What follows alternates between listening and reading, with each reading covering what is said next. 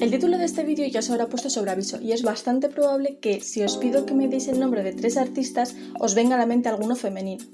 Pero si hacéis la prueba en vuestro entorno es más que probable que la respuesta que recibáis sean 3 nombres masculinos. Personalmente no creo que la persona que contesta esto tenga una actitud machista, lo veo más como una consecuencia de una construcción machista que ha hecho que en la historia del arte las mujeres sean invisibilizadas o incluso que directamente se les haya denegado el acceso al mundo del arte. Así que para hablar de este tema, hoy os traigo este texto escrito por Linda Nochlin, que tiene el mismo título que este vídeo. ¿Por qué no han existido grandes artistas mujeres? Antes de nada, quiero dejar muy claro que este vídeo no va a tratar sobre una lista infinita de mujeres artistas. De hecho, es probable que más adelante dé algún ejemplo, pero el tema que quiero tratar es uno muy distinto. Mi intención es hablar de este texto puesto que me parece brillante. Explica todos los fallos de la academia, la historia del arte y el campo artístico en general que nos ha hecho creer durante años, durante siglos y durante generaciones que no hay un sitio para nosotras en la historia del arte. Afortunadamente hoy en día sabemos que esto no es así y este texto desmonta muchísimas de esas teorías y muchísimas de esas bases de esa estructura que nos ha tenido encerradas. Una cosa que me gusta de este texto es que sugiere que hay que desmontar de una forma muy limpia todas estas estructuras y se cuestionan razones de discriminación tanto por sexo como por género, cultura, raza, etnia. Y esto me parece muy interesante porque nos hace cuestionarnos no solamente qué nos están enseñando, sino también quién nos lo ha estado enseñando. Este texto lo descubrí en cuarto de carrera y la verdad es que ni siquiera habíamos pasado las primeras páginas y no podía parar de pensar que me habría encantado descubrirlo muchísimo antes. Tengo la sensación de que habría desarrollado mis estudios de una forma distinta, habría podido desarrollar otras líneas de pensamiento, incluso podría haber realizado otras reflexiones que sin duda habrían enriquecido muchísimo tanto mi proceso de aprendizaje como las obras que realicé en aquel momento. Así que si os interesan estos temas y especialmente si sois estudiantes de Bellas Artes, Historia del Arte o cualquier disciplina relacionada con el arte, de verdad os lo recomiendo. Pero bueno, vamos a pasar a hablar del texto. Vamos a empezar por el principio, por la realidad que vivimos, que es que en la grandísima mayoría de textos, tratados, documentos, de cualquier tipo de historia o teoría de cualquier campo de conocimiento, apenas aparecen nombres femeninos. Y en el momento en el que nos cuestionamos por qué ocurre esto, es cuando aparece lo que Nochlin denomina la cuestión de las mujeres, que se pregunta acerca de cuestiones relativas a la igualdad, la discriminación y la paridad en general. Para empezar, ella quiere dejar bien claro cuál es el problema real de este asunto, cuál es la naturaleza del problema, por lo que utiliza 2 argumentos que normalmente se dan como respuesta a esta pregunta. De esta forma, no solamente demuestra que estos 2 argumentos no son válidos, sino que a través de la respuesta que da va definiendo perfectamente cuál es el problema real. A este primer argumento ella se refiere como la primera reacción feminista y es afirmar que efectivamente han existido mujeres notables en la historia del arte, simplemente hay que rescatarlas. Esto ha ocurrido con algunas artistas como por ejemplo Artemisia Gentileschi, de la que se habla cada vez más. Pero este ejercicio, que resulta casi paleontológico, aunque se haga con la mejor intención, no hace más que enturbiar la naturaleza real del asunto, ya que nuestro objetivo real debería ser preguntarnos qué nos ha llevado a esta situación.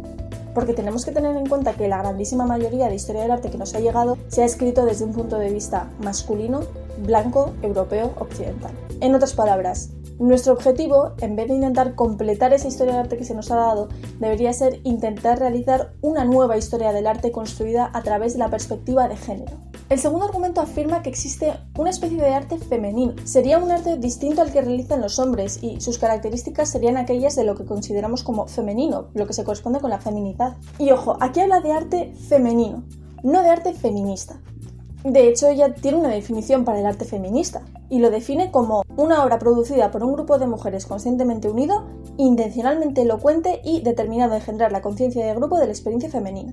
Y aquí ella va a remarcar 2 puntos. El primero es que a lo largo de la historia del arte han existido muchísimos movimientos y estilos que se han definido por unos rasgos característicos y ha habido una especie de sentimiento de unidad, una sensación de unificación y uniformidad entre ellos. Pero si aquí estamos hablando de una cosa distinta, estamos hablando de un arte femenino y si nunca hemos oído hablar de un arte masculino, ¿por qué debería existir un arte femenino? Pero pues si esto todavía no es suficiente, vamos a permitirnos caer en el topicazo y hablar efectivamente de un arte femenino, suave, delicado, elocuente, detallado, con obras sutiles, primorosas, introvertidas. Y después vamos a comprobar cómo ninguna de ellas ha sido realizada por una mujer. De hecho, estas obras que os acabo de enseñar pertenecen al rococó francés del siglo. Pero es verdad que entre ellas presentan unas cualidades comunes, y esto es porque pertenecen a un estilo efectivamente, pero es al estilo rococó, no es arte femenino. Así que llegados a este punto podemos definir con un poquito más de precisión cuál es la cuestión que nos atañe. Vamos a hilar un poquito más fino y vamos a avanzar. Puede que si no hemos estudiado, si no hemos visto, si no hemos oído hablar de grandes mujeres artistas a lo largo de la historia del arte, no haya sido porque no han existido, sino porque se han invisibilizado. No han sido investigadas porque no interesaban o no han sido lo suficientemente estudiadas. O peor aún, jamás pudieron llegar a desarrollar su potencial porque su entorno no se lo permitía. Nochlin sugiere que también podemos preguntarnos por qué no existen contrapartes afroamericanas o asiáticas, por ejemplo, de las grandes figuras del arte que conocemos hoy en día, lo que comúnmente llamamos genios. Y esto no hace más que evidenciar que la culpa no está en la parte discriminada, sino en quien discrimina. Y esta idea es algo que tenemos que tener muy claro antes de ponernos a rescatar nombres de la historia que han estado perdidos durante siglos, puesto que si lo hacemos, realmente lo que estamos haciendo es validar una estructura que no ha querido validarnos a nosotras. Pero bueno, acabamos de mencionar al genio y vamos a volver a este tema, puesto que es un tema muy interesante que da para cuestionarse muchísimas cosas que hemos estudiado de toda la vida, que simplemente las hemos asimilado y las hemos aceptado, y no están bien. Nos han inculcado que algunos artistas, y cuando digo algunos, quiero recalcar que me estoy refiriendo a artistas masculinos, son genios. Son seres que cuentan con una especie de poder sobrenatural, una esencia que les lleva a crear obras de gran calidad prácticamente por inercia. Y a ver, reconozco que yo alguna vez he escuchado este adjetivo aplicado a una mujer, sobre todo en la actualidad, pero siempre se utiliza una vertiente del término muchísimo más terrenal que es talento. Pero bueno, vamos a poner como ejemplo a Picasso porque todo el mundo pone como ejemplo a Picasso y siempre es un buen momento para meterse con Picasso, la verdad. El ejemplo que pone Nochlin es que Picasso aprobó los exámenes de ingreso a la Academia de Bellas Artes de Barcelona y de Madrid con tan solo 15 años y en un día. Esto sin duda se trata de una auténtica proeza, porque la mayoría de aspirantes necesitaba un mes de preparación para superar estas pruebas. Pero vamos a observar el resto de elementos alrededor de esta situación para que nos sirva un poco de lastres en los tobillos y nos devuelvan a la tierra.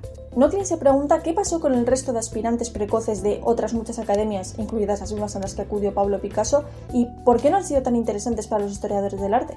¿Qué importancia tuvo que el padre de Picasso fuese profesor de arte para ese éxito tan temprano que consiguió?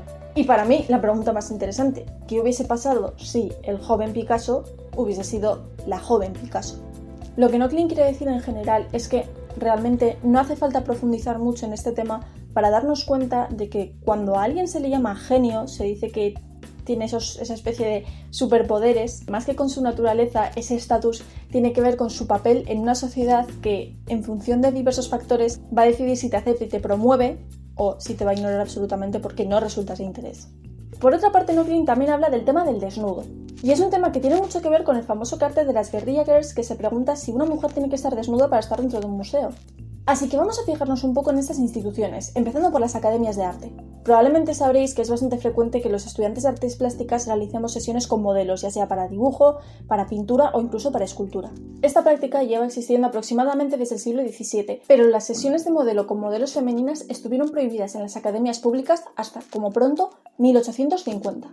Es decir, que hasta 1850 no se consideró adecuado que un grupo de hombres dibujara a una mujer desnuda.